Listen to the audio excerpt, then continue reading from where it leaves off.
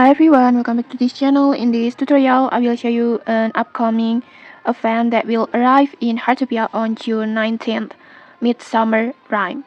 So during this event, you can collect a special event currency that called Austral Mugwort Leaves by doing your favorite hobby activities like maybe fishing, catching insect, cooking, or maybe bird watching. And the more activities that you can complete, the more Austral Mugwort Leaf that you can earn. And after that, you can just exchange them for various limited time event rewards like maybe new outfits, accessories like this, and then furniture, and maybe special food recipes. And another exciting part of this event is Thailand Dragon Boat Challenge. Based on the event preview, it looks like we may able to participate in a Dragon Boat Dam challenge with friends like this.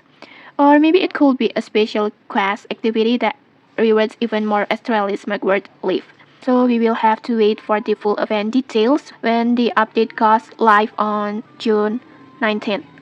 So if you are interested in collecting exclusive event items, just start preparing your hobby tools now and okay, that's it. If you found this helpful, don't forget to like, comment and subscribe for more tutorials. Thanks for watching and see you.